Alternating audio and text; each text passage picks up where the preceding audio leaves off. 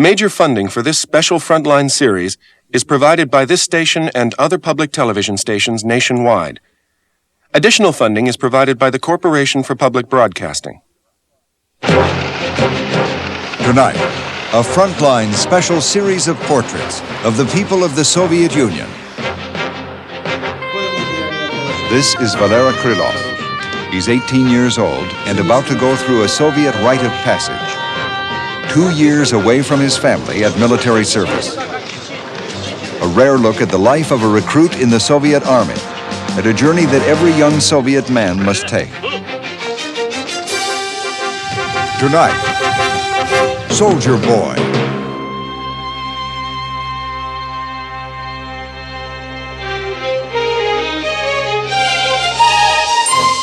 From the network of public television stations, a presentation of KCTS Seattle, WNET New York, WPBT Miami, WTVS Detroit, and WGBH Boston.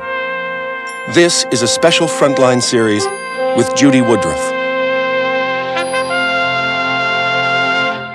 Good evening, and welcome to Comrades, a special Frontline series on life in the Soviet Union. At a time when the Soviet Union seems poised on the edge of dramatic changes, perhaps the most far-reaching since the Russian Revolution, we are bringing this series to you again because of its unique look at how citizens of the Soviet Union live and work, because of its rare insight into some of their dreams, their attitudes, and values. Comrades was made by a team of producers from the British Broadcasting Corporation. They spent 2 years traveling throughout the Soviet Union. They were allowed access rarely granted a Western film crew.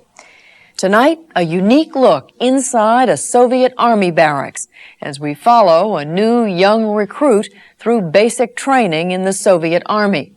The program is called Soldier Boy. At the end, I'll be back to talk to the series producer and to 2 journalists who have reported from Moscow for years to measure the changes going on in Russia today and the impact of these changes on the people in this film. The film is narrated by Richard Denton.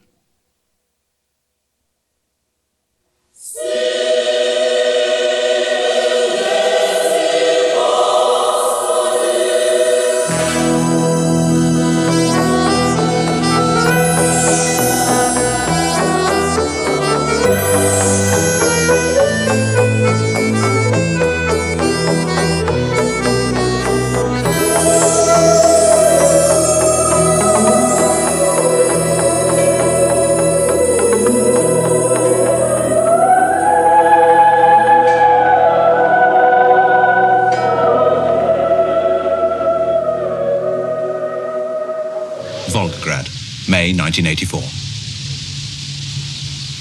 The Krylov family have a visitor. Valera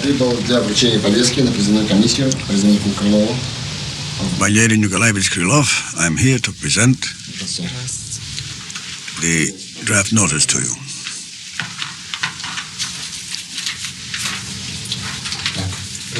Sign here. Pen, please. There you are.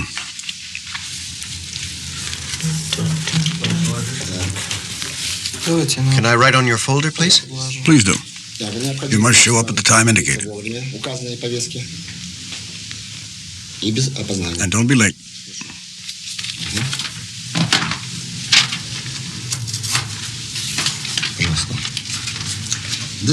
Goodbye.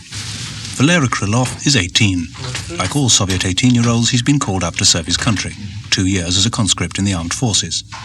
Further education might have deferred it, but Valera has just failed to get into medical school. You must bring your passport, residence certificate, education certificate, character reference, identity card. Well, I've already handed them in. You must have your hair cut short and be washed and clean. It's all clear. That's how it has to be. Valera is an only child. That's quite common in European Russia and means that national service can be particularly hard on the family. Everything's all right.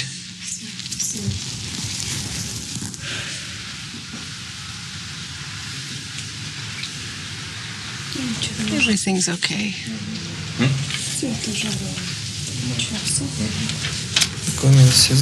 What day is it? 15th, at Tuesday at 8:30 a.m. The next day, Valera must report to the Regional Draft Board, which considers whether he's eligible. It's just a formality. The recruit lives at flat 107, 10 Nevsky Street. He works in the laboratory at the medical instrument factory. He has a driving license, general category. Questions from the commission, please? How many people in your family? 3, Dad, Mom, and me. Financial position? Good. Living conditions? Good. Earnings? My own? 110 rubles. If a family is likely to suffer financial hardship without their son's earnings, they can claim compensation. What part have you played in the collective? At the factory? Of course. Well, I was a member of the Young Communist Control Committee. What is your attitude to serving in the Soviet Army? Service is an honorable obligation, and it makes a man of you. What specialization or profession would you like to pursue in the ranks of the Soviet Army? Something to do with electronics. You've let your Young Communist League membership lapse at the factory. So when you join your unit, you must register within 3 days with a local committee where you will serve.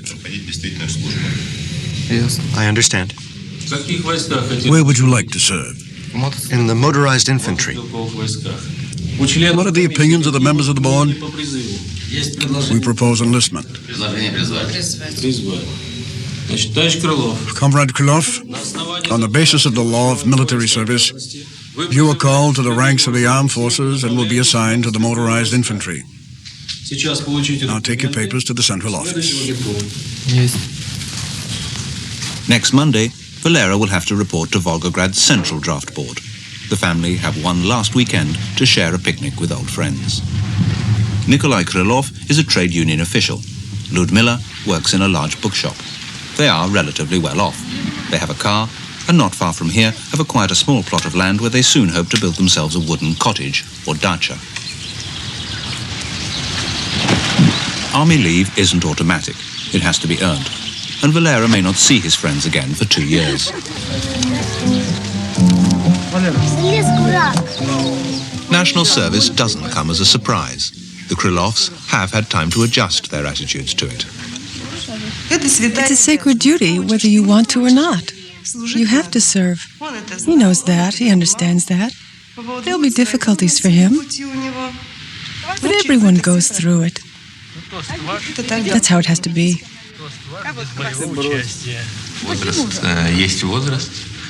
Of course, we knew it would happen. We expected it. Our reaction is normal. He must serve and fulfill his duty to the motherland. They see that the army is necessary. They understand that. They're just a bit sad to lose their only son for so long. I've only been to summer camp before. We've never been apart for so long, and well, mothers are mothers. May the 16th, the Central Draft Board.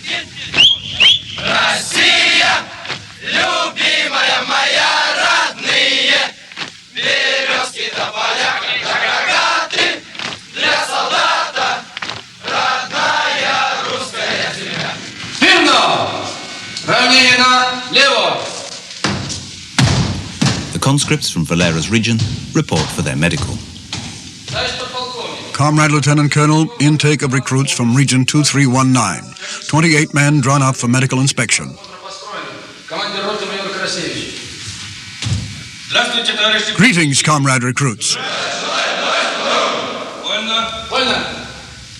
All Soviet citizens must carry a passport, not for foreign travel, for identification. But the recruits have now surrendered their civilian documents for army passports.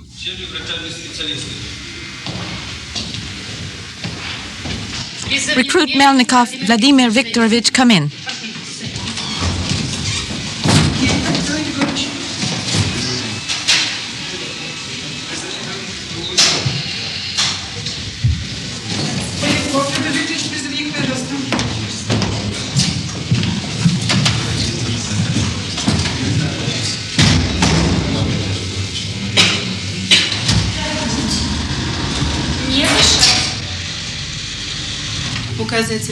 Use your forefingers to touch your nose. Squeeze your eyes shut. Tighter. Now open. Look up. Show your teeth and your tongue. Puff out your cheeks. Few of Volgograd's young men will be allowed to serve in Volgograd. They'll be dispersed to different regions, often to different republics around the Soviet Union. No figures are available in the USSR, but Western sources estimate the Soviet army as being 2 million strong. Hey, watch your step. Don't step on my feet either.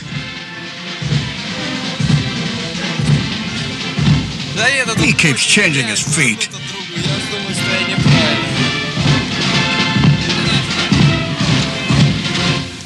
Valera is now with a group of recruits who'll be sent to Lvov in the Ukraine. They're about to be handed over to an officer from the so-called Iron Division.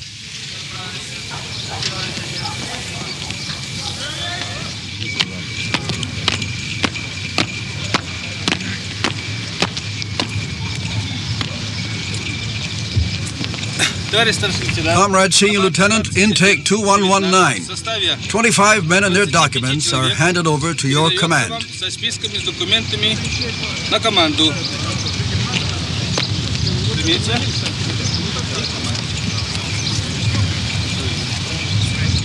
Right. Done. Quick. March.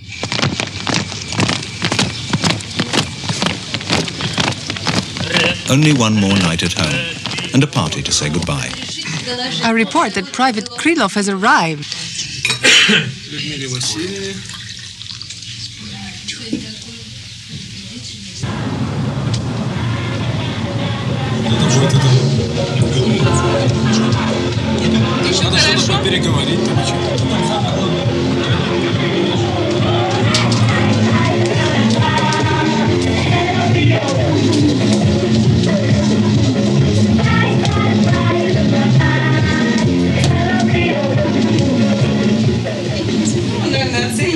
He knows everything we do for him.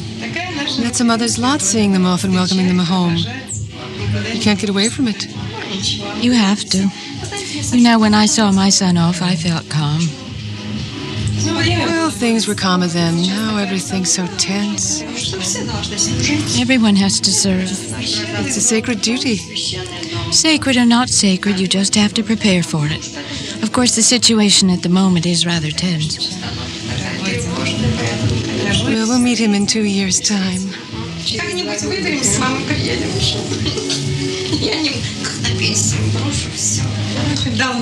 He's already set us our tasks. We'll have to build a cottage while he's away. May the 17th. Volgograd's young men are gathered beneath the statue of the motherland.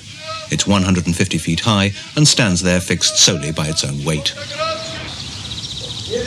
The recruits are about to get the official Soviet army line on what service and duty mean. Defense is made to seem part of family life. Fighting for peace, they call it.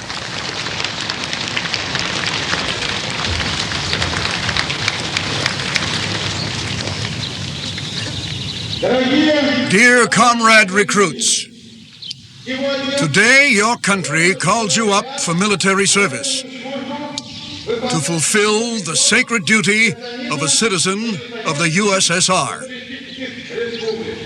The imperialists have often challenged the security of our borders, the strength and might of our state's armed forces.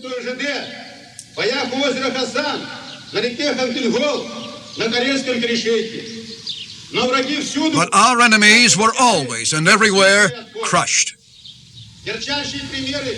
The name of the game is motivation. But Valera's own attitude is a mixture of the philosophical and the simplistic. Вообще-то, конечно, надо охранять, во-первых. Of course you have to defend. That's the first thing. Secondly, Army disciplines you, makes you stronger. Well, to use a cliche, it makes you a real man. And who doesn't want to be a real man? Кому же не хочется стать настоящим мужчиной?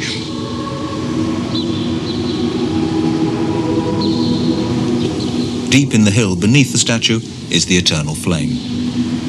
Volgograd used to be called Stalingrad and was the scene of one of the bloodiest battles of the last war.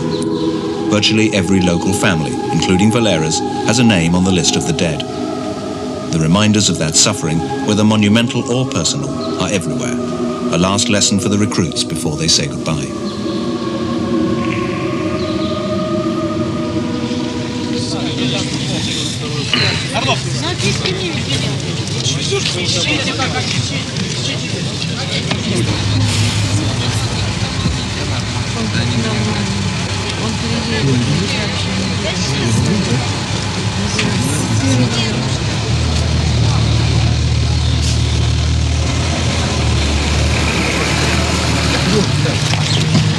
The Western image of the Soviet army regime is one of harsh discipline. The authorities deny this. They say draftees have to be treated more gently than the volunteers in, say, the British Army. But it doesn't stop the families looking apprehensive. I feel a bit sad. Leaving home for 2 years, leaving friends behind. But at the same time, it's interesting. What will it be like in the Army? A new chapter, unknown. Everything's okay.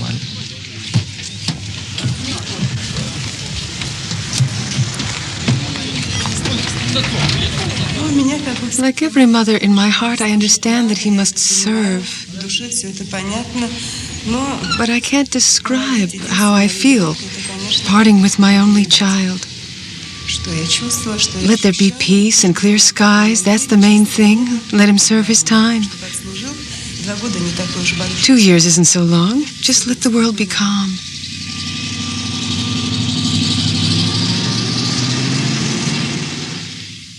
Two hours and 1,000 miles later, Valera will arrive with his group in Lvov. This was once part of Poland. After the war, it became part of the Ukraine. That's to say, part of the Soviet Union. I don't know what it will be like. It's hard to know how I feel. I'm interested. I feel a sense of the unknown, but it's not fear.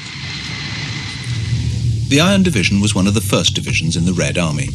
It's proud of its traditions and expects Valera and the other conscripts to consider themselves lucky to be drafted into it.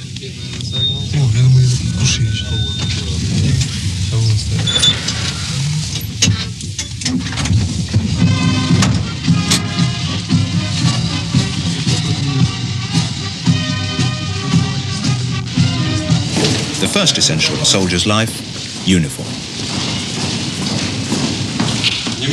Attention, comrades. Take your papers, documents, and money out of your pockets and put them on the top shelf.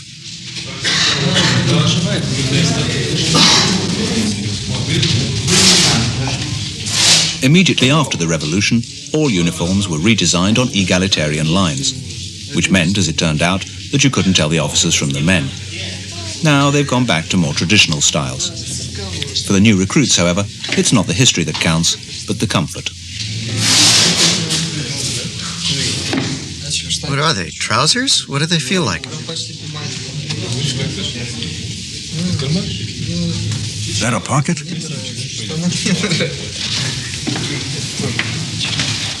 What do I do with these? Get dressed first. Get dressed. Get dressed first. Then you can put your boots on.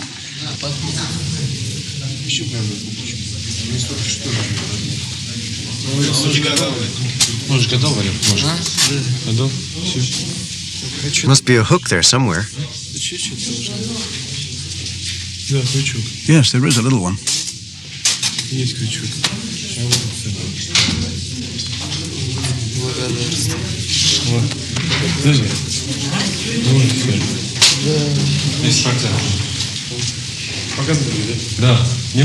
Your attention, comrades.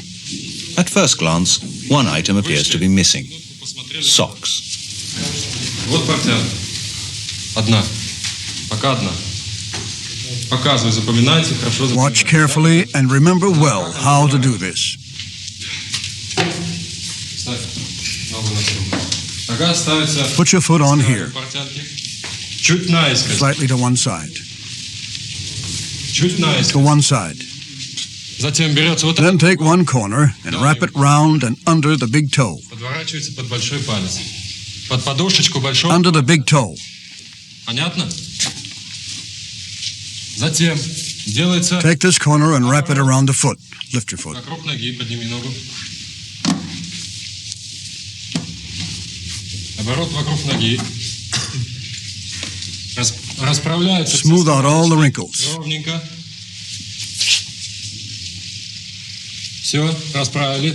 Подтянули здесь все. Вот. Then hold up the two corners. Получается два угла наверху. И конечек... Then you've got what? Что? Сюда же. Получается, что? Носок. A sock, right? Правильно? Anticipating army regulations, Valera had already had his hair cut. The army, however, felt it could still do with a slight trim.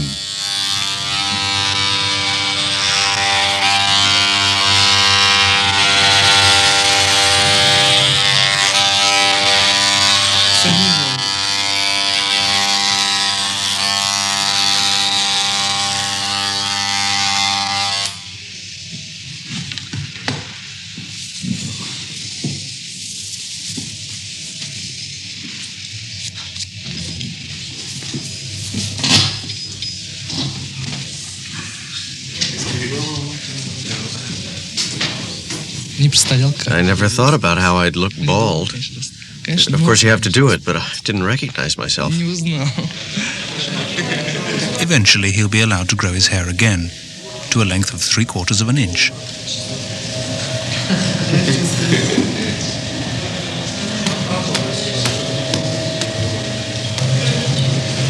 It's been a long and tiring day for the recruits. Now, for an early night. Platoon. Attention. Press to the center.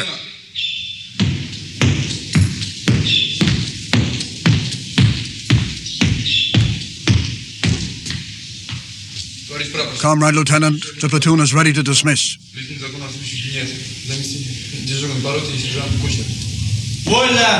The original group from Volgograd have been split up. They're now billeted all over the barracks with other recruits who may have served several months already. Prepare to go to bed.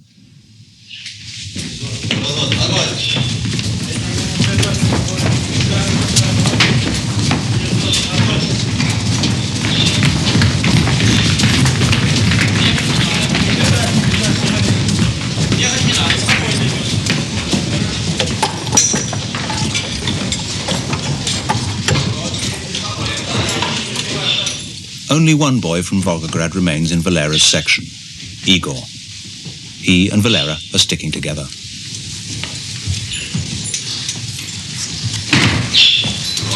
Platoon, lights out.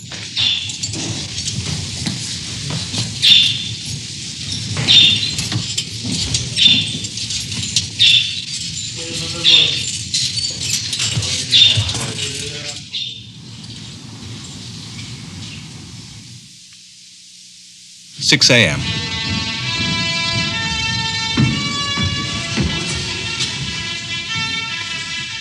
Platoon, rise.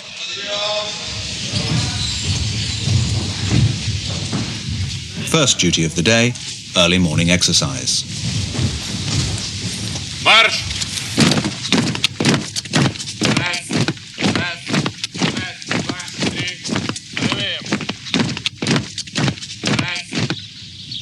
Seven, 8, 9, 10, 11, 12, 13.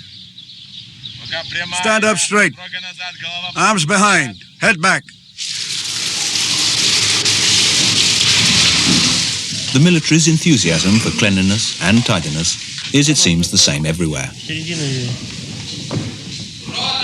After breakfast, another form of PE, political education, 1 hour every morning. We clearly see the threat to humanity posed by the reckless and adventurous actions of the aggressive forces of imperialism. And we speak out loudly on this issue to draw the world's attention to this danger. We do not demand military superiority. We do not intend to dictate our will to others, but we will not allow the present balance of power to be disturbed. And let no one be in the least doubt that we will take care to strengthen our country's defenses so as to have sufficient resources to cool the hotheads of the warmongering adventurists.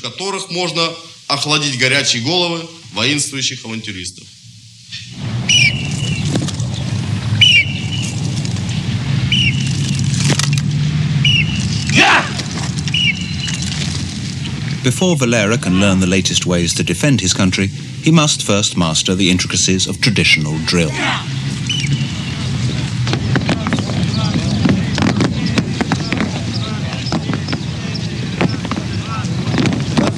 Soviet Army square bashing is still based on the drill of the pre-revolutionary Russian army. The goose step is the relic of Peter the Great's desire to see his men emulate the smart German armies of the 17th and 18th centuries. It was the step that later marched across Russia in war.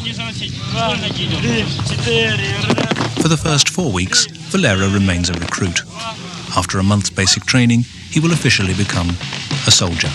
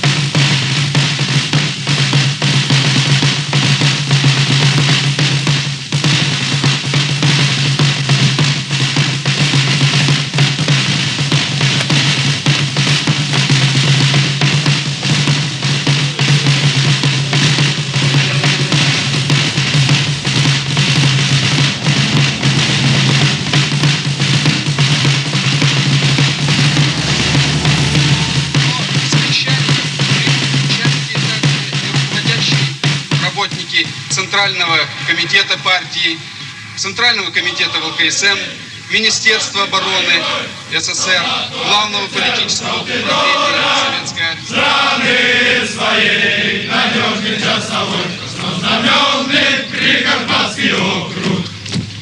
Мы на высотах мужества отцов, в строю мы держим четкое равнение, и пусть горячий ветер нам в лицо. Нам сердец единое биение. Прославленный, отважный боевой, солдату, офицеру стал ты дорог. Страны своей надежный часовой, краснознаменный Прикарпатский округ. Valera's family miss him. A sense of duty is their only consolation. Of course, this month has been very hard. Everything is new and different, but everything will be all right. There's nothing you can't get used to. All the more so because it's not a caprice or a wish, it's a sacred duty. That's how it has to be.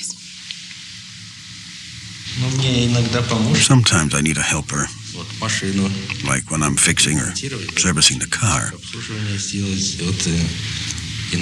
Then 4 hands are better than 2.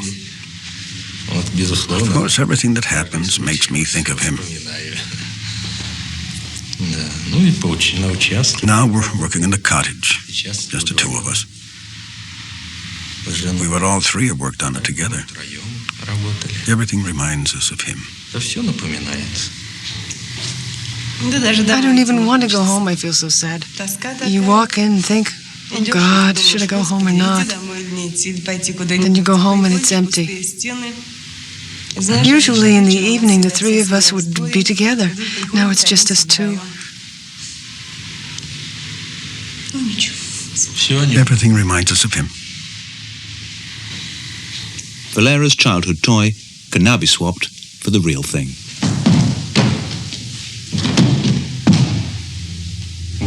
At ease. At ease.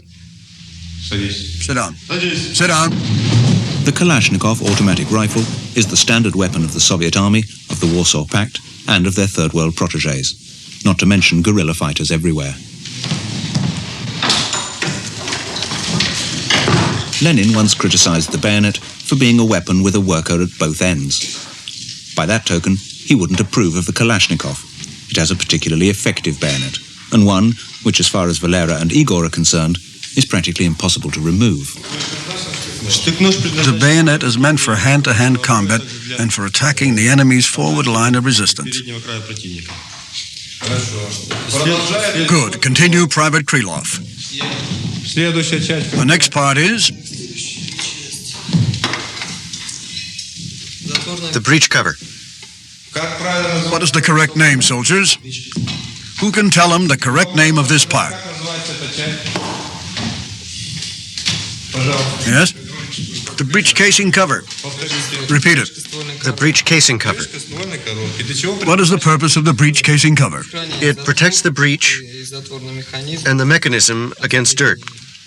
Its purpose is to protect the firing and slide mechanism against dirt and mechanical damage. Right.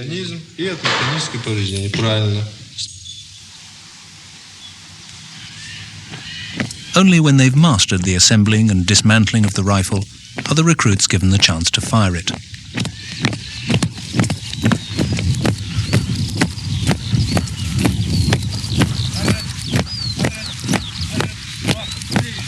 The Soviet Union sees itself as a country surrounded by antagonistic states and under constant threat of invasion.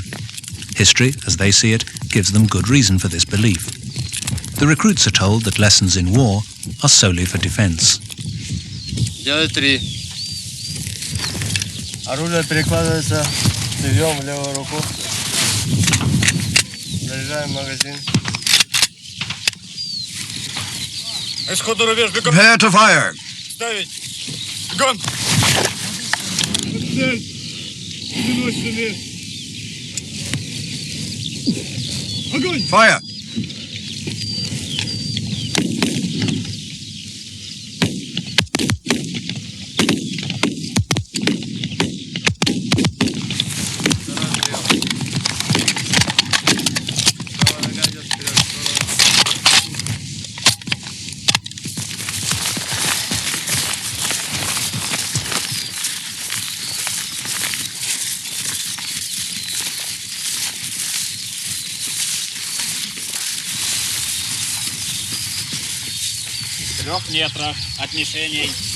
Keep back 3 yards.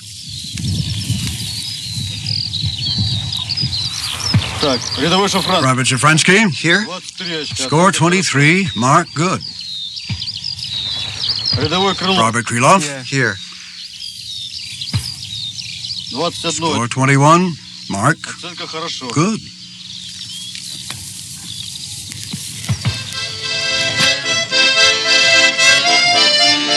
The recruits' only free time is after the compulsory viewing of the Soviet 9 o'clock news and before lights out at 10:30.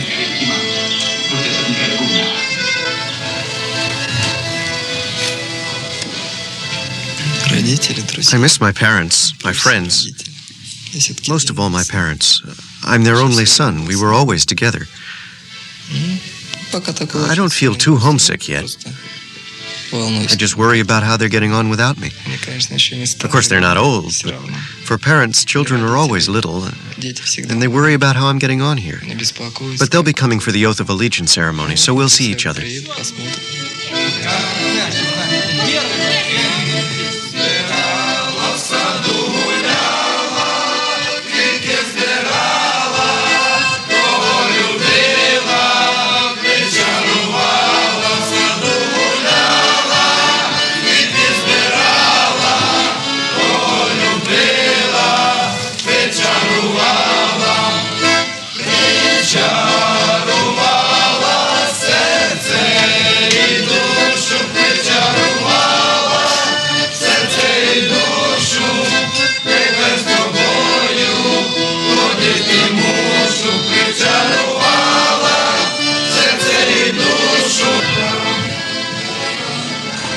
He's been very good. He writes a lot.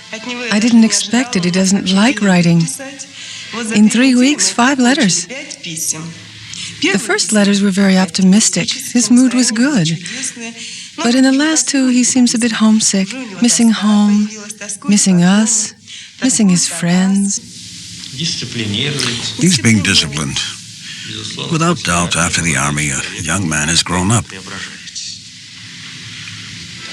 Of course, it would be better if no one had to serve. We all agreed, as has been suggested, to complete disarmament so that we could live with neighboring countries without any fuss, without any cares. С соседними странами, без всяких забот. Тогда никому Then no one would have to serve.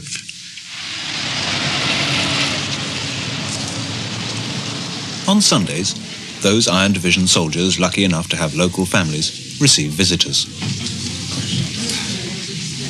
Mothers, fathers, sisters, brothers and girlfriends arrive with an assortment of home-prepared food and fruit to supplement the Army's more Spartan diet.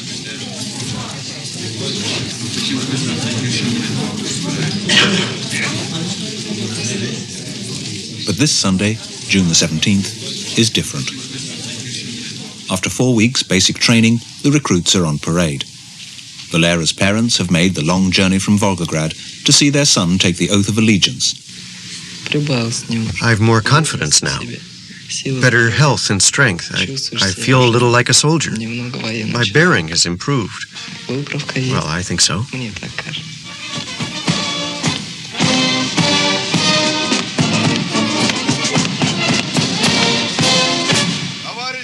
Comrade Lieutenant Colonel, the regiment recruits are ready to take the oath of allegiance. Командир батальона капитан Касьяненко.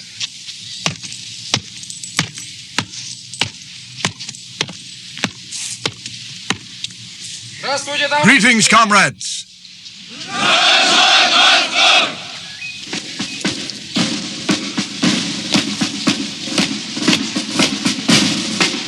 Other parades take place in other streets near the barracks. Both Valera and Igor's parents are here. Each and every recruit must recite the oath in full. Private Krylov, here, step forward from the ranks. Private Krylov reporting to take the oath of allegiance.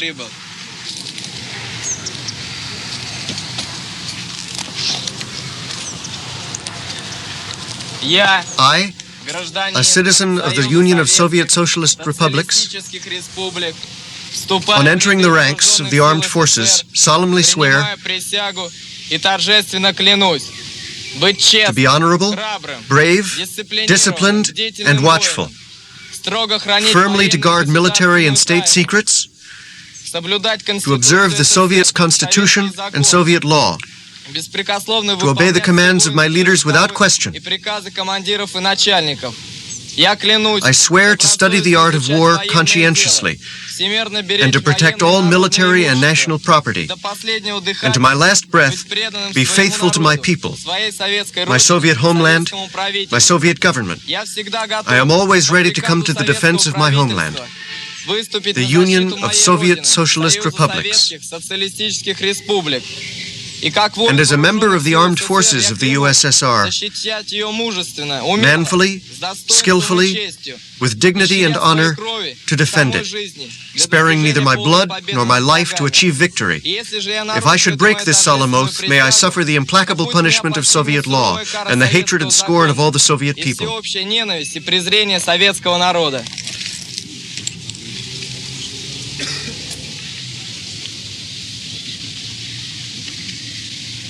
I congratulate the new soldiers on the swearing of their military oaths.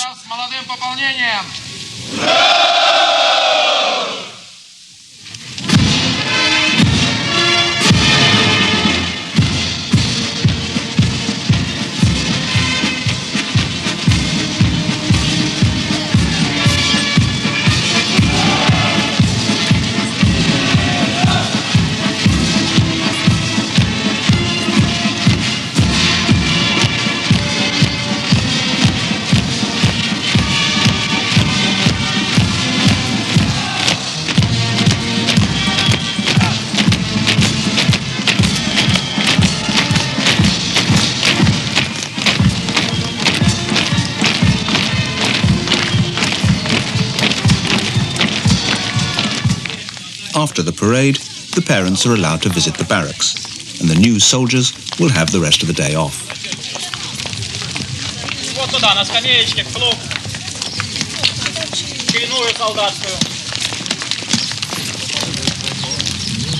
Рядовой Крылов.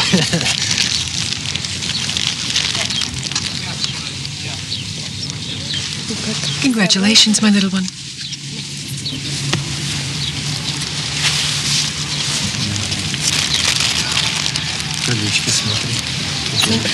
Everything wonderful? How are you finding it? Excellent. Have you missed home? Of course.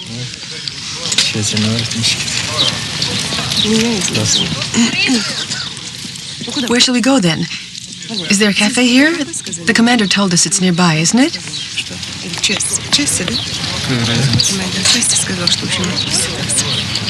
Let's go.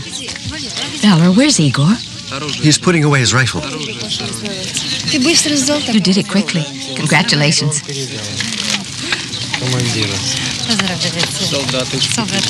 Служи. Теперь хорошо. Congratulations.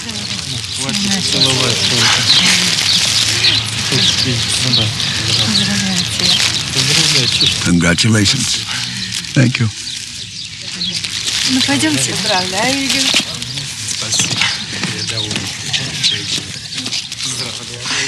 Valera and Igor are now soldiers in the massive Soviet army. They're eligible for active duty, and that could mean joining the thousands fighting in Afghanistan. If the world is peaceful, then there'll be no danger. Because they're only being taught what they would do. They have to be ready for anything. But we're a peace-loving people. We don't need war, nor do our children. So what danger could there be? If something bad does happen, we'll all be in danger. No one will be immune. Whether you're in the army or not, we'll all suffer.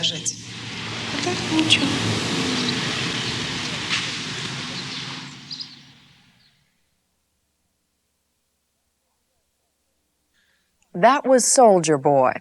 We'll talk about the military in the Soviet Union now with three people who know that country well. David Shipler is the New York Times correspondent who was in Moscow from 1975 to 1979. He's the author of the book, Russia, Broken Idols, Solemn Dreams. Paul Quinn Judge is now the Moscow correspondent for the Christian Science Monitor. And Richard Denton is the series producer for Comrades. Richard, why in the world did the Russian authorities let you do this? I don't know. It's a very difficult one. I mean, it didn't involve me in an enormous amount of work. I had the idea of doing it. The Russian television people sought about trying to get permission and were as surprised as I was when we actually got permission. And the person who was most surprised, as I said, was the commanding officer of the barracks, who kept us waiting for 2 days in the hotel while he checked with Moscow that they hadn't gone completely raving mad. I mean, he could not believe that he was being expected to allow a British television film crew onto his barracks. Did they end up putting any restrictions on you? They didn't put really any major restrictions. They wanted to know when we were coming and how long we were filming for and when we were going. What they did do is they did do one or two set-up pieces. I mean, they did a soldier's cafe where all the recruits were dragged in and sat down at pretty tables with little pretty cakes and Pepsi Cola and then army Which is not a realistic situation. No, it's just nonsense, yeah. and so we didn't film it. What has happened to Valera? It's, been 3 or 4 years since this was filmed? Well, he finished his national service, and he didn't go anywhere horrid, much to his mother's relief, has gone back, didn't get into medical school, and is now working in a factory that actually makes electronic instruments for medical use. So that's where he's working now. So his military service? His military service is over, yeah. Paul, is serving in the military now in the Soviet Union any more or less of a chore than it used to be, given the fact that Gorbachev is trying to open up political discussion there? Given the fact that probably this generation of conscripts will not have to go to Afghanistan, it's getting better. In other ways, I think probably some people look at it with more trepidation than they used to, in that there's been much more open discussion these days of problems inside the army, like hazing, which was something was not mentioned 2 or 3 years ago. And now it's got to the point where senior commanders are saying that they are giving the problem serious consideration. I think if I was an 18-year-old, I'd be a little more unnerved than less unnerved by that. Hazing by the older... By senior conscripts, by NCOs, by officers, it depends, but the descriptions have been pretty sordid. But Afghanistan, of course, is presumably being lifted, at least in the near future, for these young men as a concern. Yes, and I think that's going to raise some interesting ideological questions. I mean, they're told in their indoctrination lessons of the necessity to defend the Soviet Union. Until recently, a lot of young people thought they were going to Afghanistan to defend the Soviet Union. Now they're told that Afghanistan is not necessary for the defense of the Soviet Union. These sort of complicated questions, which weren't the sort of things you didn't talk about in polite company 3 years ago, are now being discussed very openly. What about their willingness to swallow the sort of indoctrination that they are given in large chunks when they're going through this recruiting period? I think for many years that's been somewhat of a charade. Even when I was there in the 1970s, the indoctrination, which exists in civilian life as well, was attended by people out of obligation to get their names checked off on a list. And people used to tell me that they would go to political lectures and they'd bring their knitting, or they'd bring a mystery novel, and they'd read, and we saw one young fellow dozing off, and that's not unusual. So that the ideology, in a sense, has become somewhat empty, and it's the form that takes precedence over substance. And this is a fundamental problem that they're facing right now, because their ideology has become empty. And to a large degree, the leadership themselves are trying to say that this sort of formalistic stuff is useless, and you're trying to put something back inside it. I wouldn't suggest that people don't believe some of the basic principles, that is the defense of the country, the patriotic calls, the dichotomous world in which the Soviet Union is the good guy and the United States is the bad guy. I mean, that I think is probably accepted by a lot of people. By a lot, but not as many as we like to think. But it's not exclusive to the Red Army, is it? No. I mean, our own armies are subjected to similar kind of propaganda exercises, and I'd like to ask the question, do our soldiers believe it any more than their soldiers do? I have a sneaking suspicion, in the light of what you were saying, and certainly in the light of my own experience, that they take a rather more jaundiced view of their own propaganda than we do of ours. Well, don't you think it's a bit more? There's a bit more indoctrination involved in theirs. No, there's a lot more verbiage involved. Indoctrination presupposes that somebody believes it, or a lot of people believe it, and they don't. And now, when things are becoming more openly discussed, you're getting the sort of phenomena that really worries more elderly Russians. I was at a lecture last week for some very well-heeled university students given by a former commandant of the Kremlin, and a lieutenant general, war hero, this usual stuff. He started reminiscing about the Second World War, and he was heckled by the students. This sort of things would have happened 2 or 3 years ago. And he was a nice guy, and he was taking positions which 3 years ago for a senior officer would have been terrifying. Heckled, why? Because they thought he was a bore. He was. He was a terrible windbag. And 2 years ago, because they've heard it all before, quiet. and you're telling us, this stuff that we did. Yes, except they probably hadn't heard it all before, because this man was remarkably anti-Stalinist, was highly critical of decisions taken in the Second World War.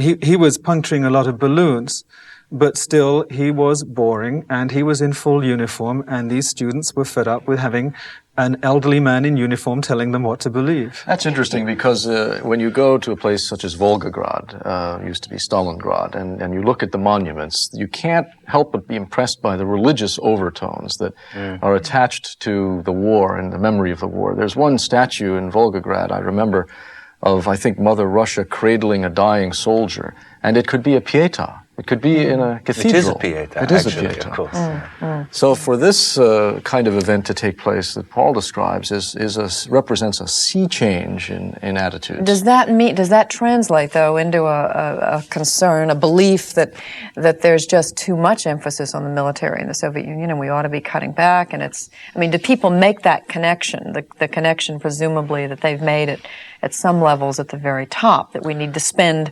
less on the defense of this country and more on domestic consumer officially issues? and unofficially, the decision has been made to cut back on the armed forces. And I think a lot of people, again, younger people to some degree, intellectuals definitely, are feeling that the excessive emphasis on the military past of the Soviet Union has been another form of regimentation, which has led to a decline and a mediocrity in the Soviet Union, not to a real strengthening of the social fabric. And lifting the veil of secrecy that surrounds the military, even if it's only a small amount, is very significant in terms of Soviet-American relations. Without this change, and I think the film, even though it predates Gorbachev, represents a step in that direction. Without that change, without enabling the outside world to look into the Soviet military a little bit, you would not have gotten the INF agreement that was signed last December. Well, that's what I was going to say. You hear in this oath that the young men were giving, they were swearing that state secrets would be protected by them.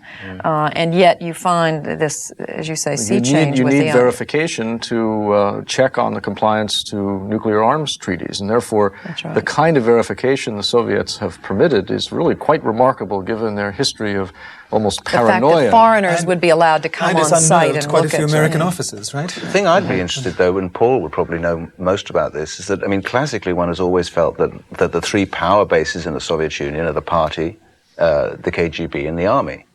Now, the army must be feeling that they're beginning to be progressively more and more undermined. I mean, is that going to have any kind of reaction? Or is that am I overstating it? My guess is there that, and Paul would probably know better, but my guess would be that the army, the military generally, has not been ecstatic about the whole Afghanistan adventure, for one thing, and that they probably are not especially pleased by the notion that Soviet troops ought to be sent in any place where... well, because they haven't achieved what they wanted to achieve. Well, they may not have taken the decision themselves to go in the first place. I was in Afghanistan recently, and it was very clear from Soviet officers that they wanted out of Afghanistan very fast. In that way, the changes maybe are a big improvement for them. In other ways, a lot of military officers are still socially extremely conservative. And I think a lot of them are going to be very worried that the questioning of traditional social values is going to lead to a collapse in social values. And they are going to be much more worried about this than a lot of the civilians are. There may be some highly flexible military officers at the top, though there's no proof of it so far. Do you think it's any harder now to get young men in the military to sign up to go on and serve for more years than the required? There's not a tendency to sign on for a second tour. But I mean, is it even harder now than it was before? In all levels of Soviet society these days, it's become acceptable to say why when somebody tells you what to do. That's going to make it much harder than it's been in the past. People are not just going to take orders unquestioningly. And what effect is that ultimately, I guess the bottom line is, what effect is that ultimately going to have? Well, that's what everybody's scared about. That's why there are conservative reformers in the leadership who are obviously very worried that if you take the lid off too far, the thing will get out of control. And there's been a constant leitmotif in Russian history that you keep the lid very tightly on your society because you can't really trust the individual. My guess would be that the lid will be kept, it's not going to be taken off entirely, that there will be the controls in the background ready to be reinstituted if necessary. And yeah, but once any controls are reinstituted, there's a danger of a whole rollback of the reform system. And I mean, we tend to be extremely cautious when we look at these things, but in nearly every one of the programs we've seen so far, somebody has said that something is inconceivable in the Soviet Union 3 years ago, and it's happening now. I think one of the problems is that it's visible in Soviet literature and everywhere, that they're not very good at doing things in moderation. They do things either all the way that way or all the way that way. The exercises they're involved in at the moment need an awful lot of moderation, and I'm not quite sure how good they're going to be at it. It's also been true, in modern times, in the last 20 years, that liberalization in one area has sometimes been accompanied by a hardening up in another. This is not happening at the moment, but it's a possibility. So you can get different themes of control in different areas of society. It is possible to turn things on and off, in different ways. Very curious and much to look out for. Well, thank you all once again for being with us.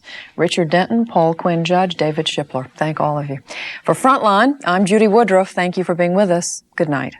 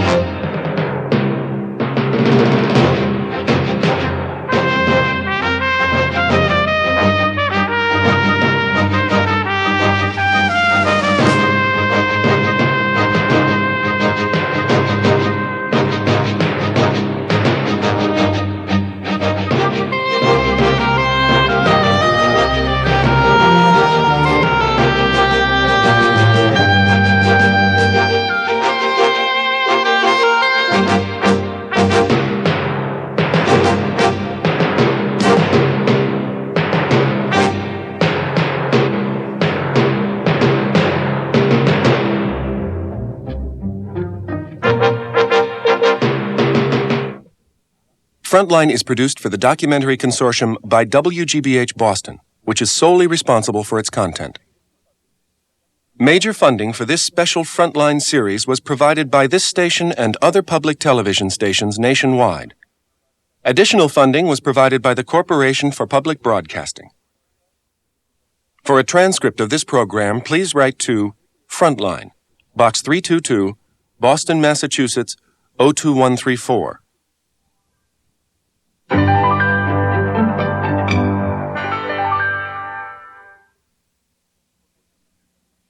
For videocassette information about this program, write to Films Incorporated, 1213 Wilmette Avenue, Wilmette, Illinois, 60091. It's harvest time at the October Collective Farm in the Soviet Union.